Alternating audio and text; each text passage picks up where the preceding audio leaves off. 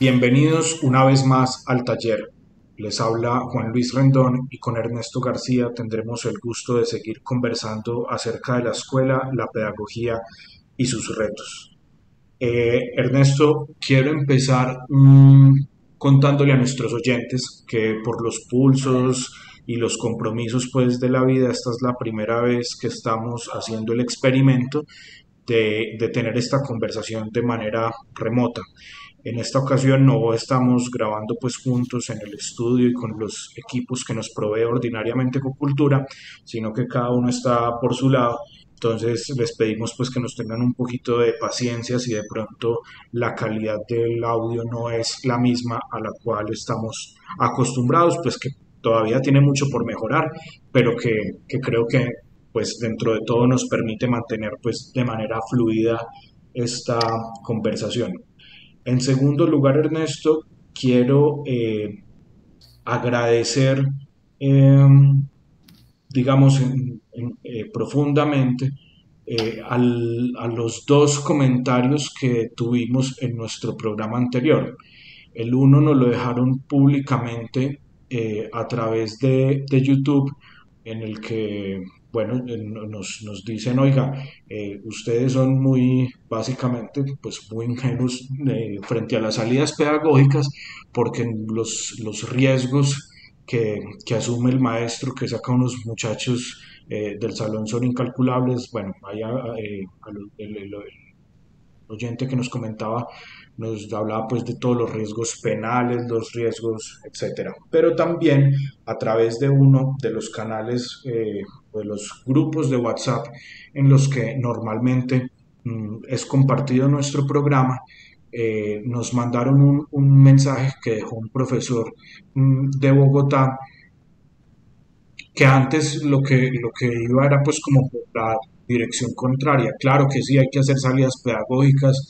Yo soy maestro de una institución de gestión pública y no se imaginan la cantidad de trabas que hay para que podamos hacer una salida, pero siempre que la logramos concretar, eso es una maravilla. Yo siempre me sorprendo pues con lo que logra sucederle a los estudiantes cada vez que eso ocurre. Entonces me parece pues como muy interesante o muy eh, pues me parece que es un éxito del programa, aunque haya sido ni siquiera una conversación entre estos dos oyentes, porque pues como les digo, un comentario llega por un lado y el otro por el otro, eh, pues finalmente esto es lo que buscamos con este espacio, que los maestros pongan en marcha, argumentar sus posiciones, encontrar razones, pensar eh, actividades que damos por hechas en nuestra práctica cotidiana. Entonces, pues eso me parece muy importante y agradezco pues a ambos maestros por sus comentarios. Y por último, antes de empezar, quiero pedirles, ofrecerles disculpas, perdón, por el par de errores que tuvo la carátula del último programa. Por un lado, eh, quedó numerado como 53, siendo que es el 54, y nos faltó un plural en el título. No siendo más, pues en esta introducción, Ernesto, te saludo, ¿cómo estás? ¿Cómo va todo? Y cómo se siente pues hacer este ejercicio sin podernos ver las caras. Bueno, gracias Juan Luis, bienvenidos todos. Estamos otra vez aquí en nuestra aventura de este podcast semanal.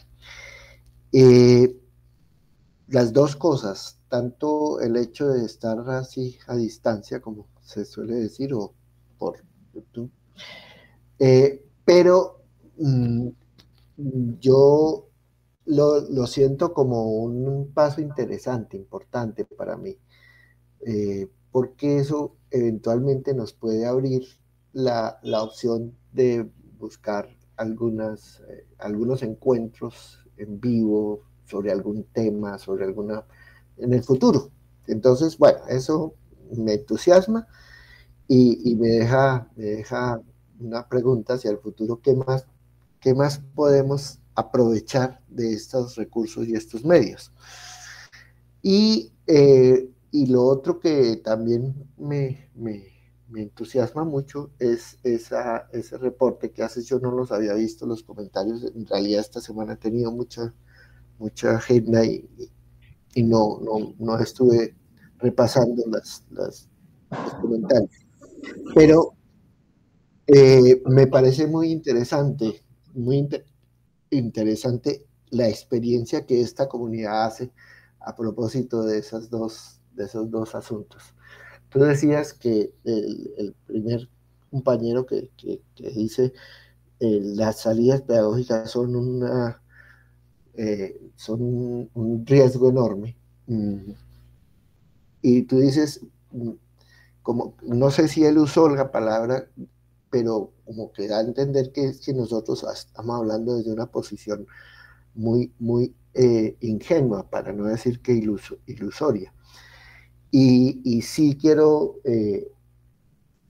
comentar mi actitud respecto del hecho puntual de las salidas pedagógicas, pero en general de la actitud con la que yo he trabajado y en todos los equipos donde he estado trabajando hemos logrado mantener, que es la actitud no ingenua en ningún caso, nunca ingenua, pero siempre optimista.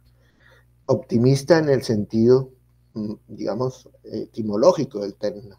Es que la intención de buscar siempre lo mejor que podamos lograr, lo mejor que se pueda lograr. Entonces, toda la discusión sobre salidas pedagógicas, nosotros, y yo en particular, somos minuciosamente conscientes y concienzudos de eso que se señala, los riesgos, pero no solo los riesgos, sino los obstáculos del tipo burocrático y de otros tipos con que tiene que vérselas el maestro cuando quiera hacer algo por fuera de lo estrictamente convencional, que es estarse quietecito ahí en su aula, porque eso proviene de una idea muy sí, castradora, digo yo, de los burócratas, de los que reglamentan nuestra profesión. Eso no es una mirada de los maestros. Nosotros somos, los maestros en general somos eh, seres humanos de altísimo valor y valentía, pero las trabas de los burócratas, y uno también puede entenderlos, ¿no? Los burócratas pues tienen que, de hecho, la ley 115, por ejemplo, hay un tufillo en todo el texto de la ley, un tufillo de que es que la ley tiene que proteger a los niños de nosotros, de sus maestros. Entonces, eso es una cosa sobre la que ojalá algún día tengamos oportunidad de hablar más.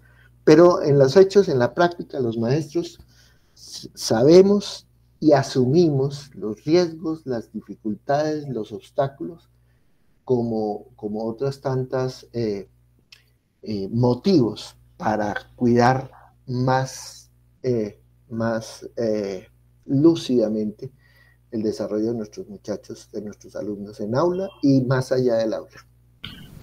Muy bien, Ernesto, muchas gracias por ese comentario que me parece incluso pues necesario porque finalmente es una conversación, ¿cierto? Entonces yo espero que el amigo pues que nos había dejado este comentario esté escuchando este programa y de pronto eso, pues esta conversación nos permita seguir contando con sus comentarios y sus reacciones que sin duda pues son perspicaces y identifica finalmente pues cuál es el mensaje que nosotros queremos dar, más allá de que esté o no esté de acuerdo, pues me parece que es una escucha muy valiosa porque es muy atenta en todo caso.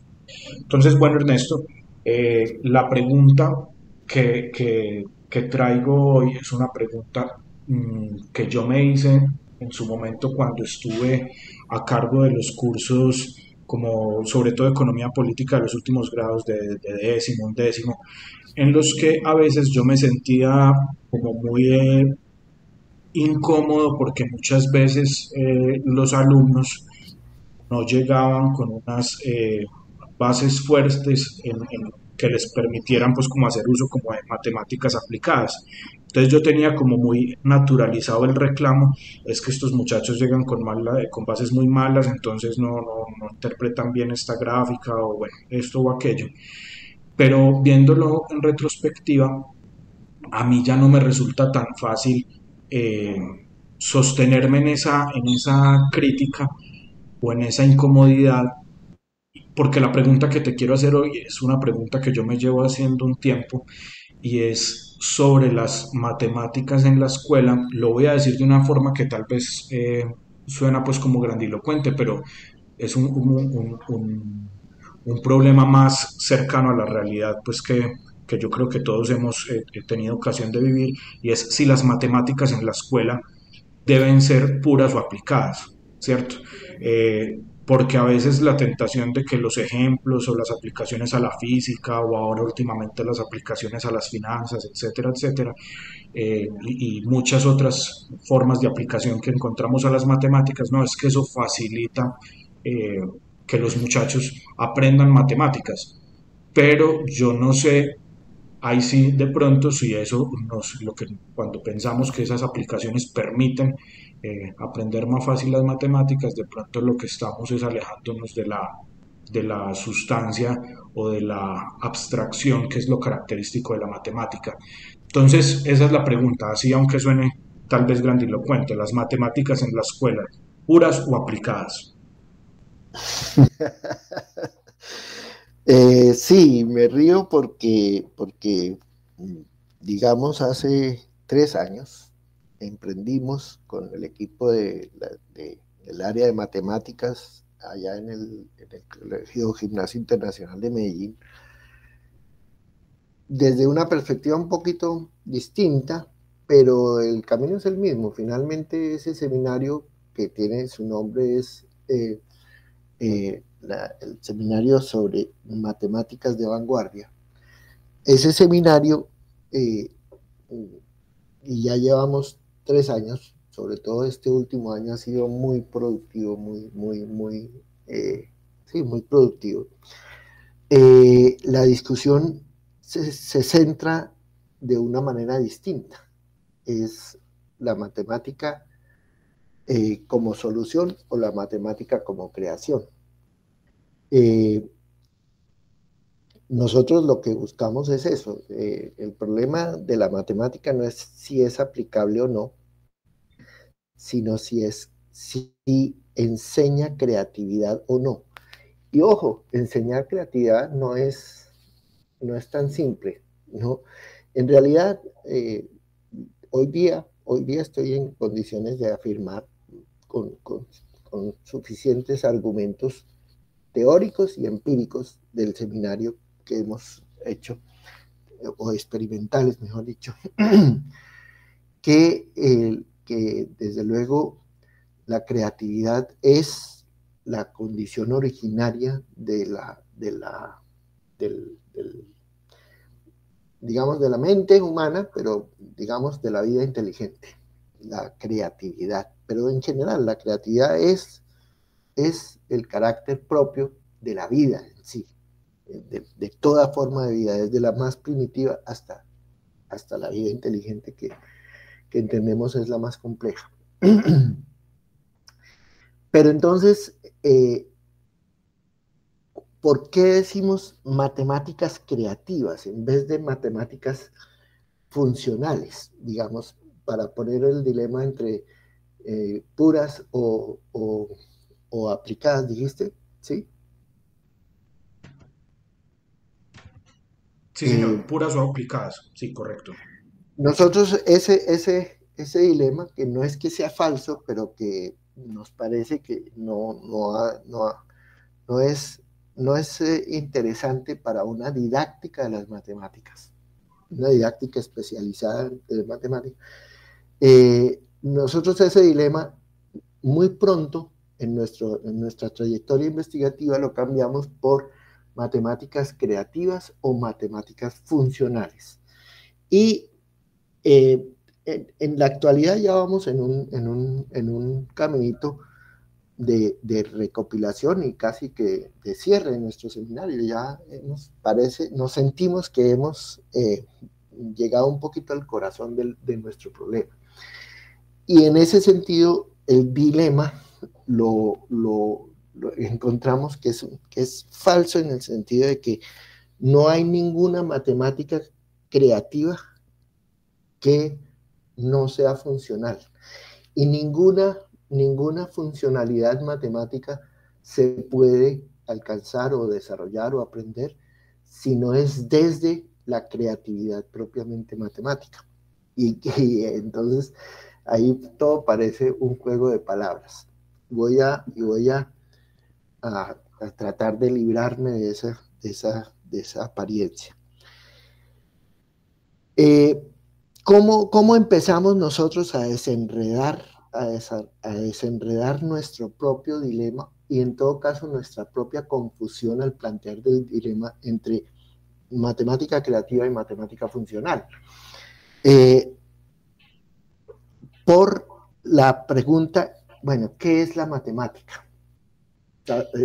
Si a uno le preguntan qué es la biología y qué es lo que hay que enseñar en biología, pues te dicen, no, la biología es la ciencia que estudia la vida y lo que hay que enseñar es lo que la biología sabe acerca de la vida, el origen, el desarrollo, bueno, ustedes saben.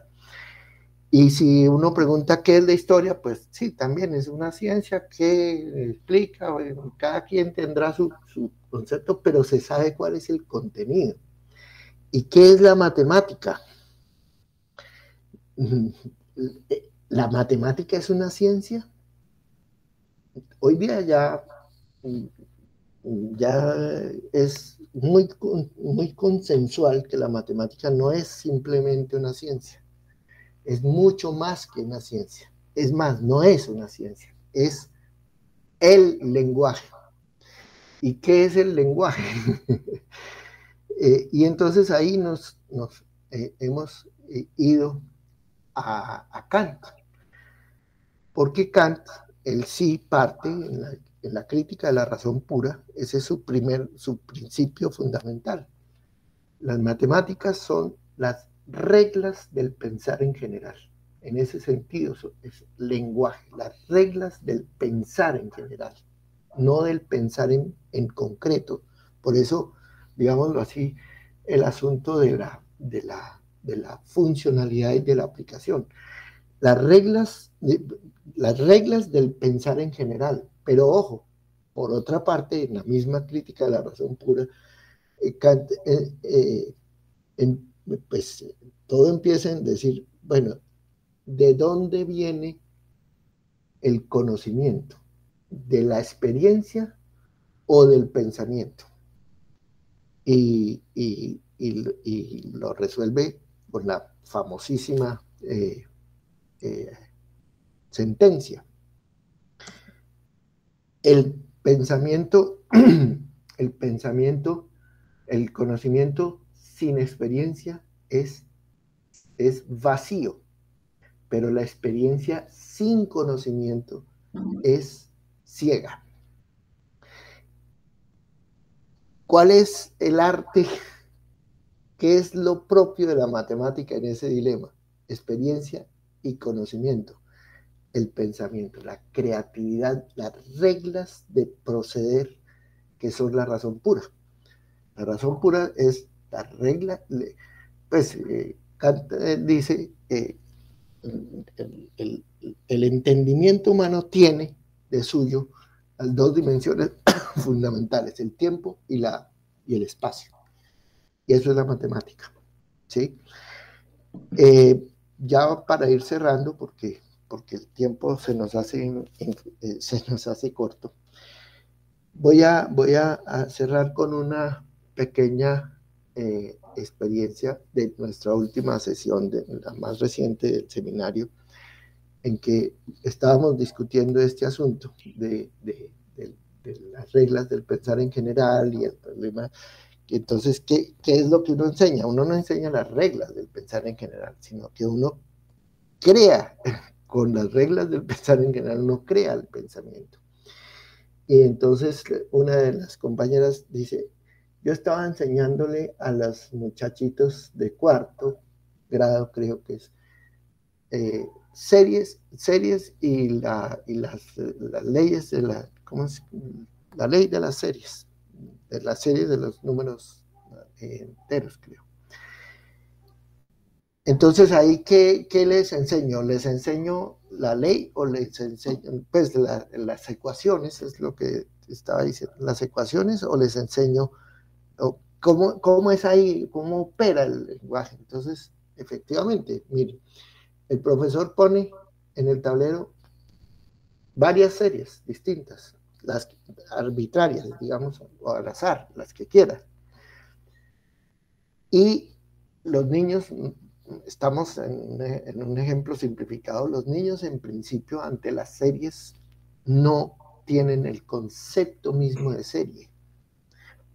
Aparentemente no tienen el concepto, pero voy a ponerlo también así, su encéfalo sí tiene la necesidad de dotar a eso que ve de un concepto específico. Y entonces, claro, la maestra le da el nombre, esto es una serie, y hay que buscarle la ley, y entonces con eso, literalmente, los niños están desarrollando el poder de crear las series que les dé la gana. Es crear esos. Antes, las series existen independientemente de tu conocimiento, pero tu conocimiento crea las series que tú necesites. Bien, y eso es el tema. En resumen, final, ¿cierto?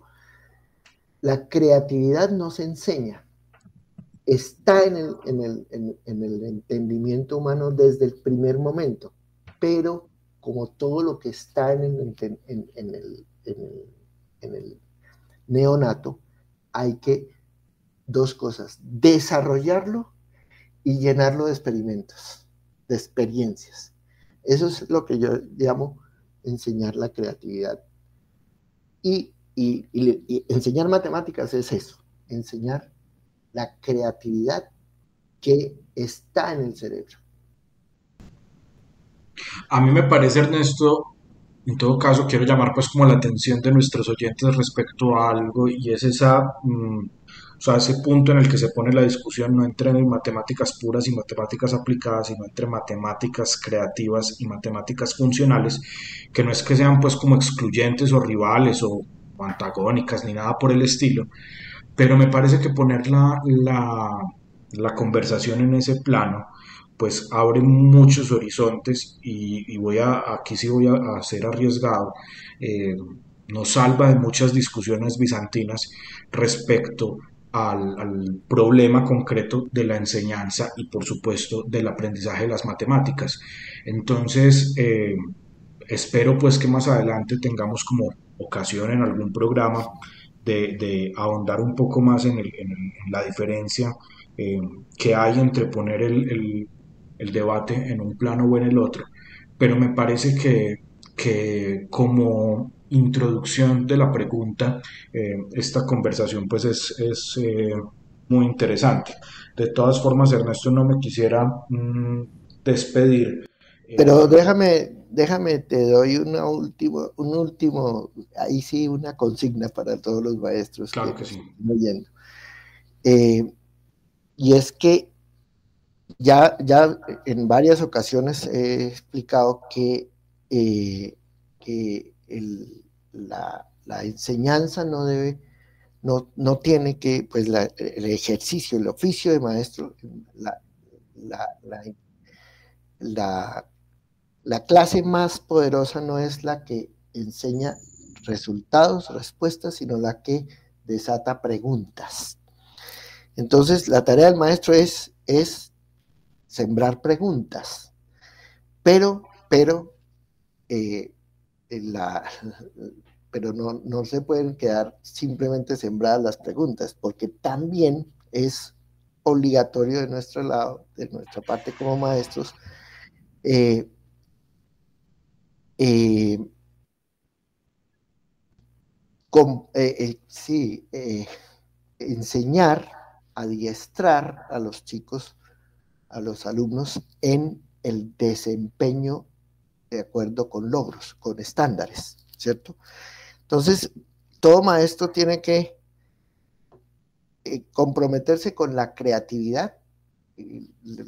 Chomsky definió la competencia lingüística como creatividad regida por reglas, pero también habilitar a los chicos, esa es lo que la palabra, habilitar para un desempeño de acuerdo con reglas, con instrucciones.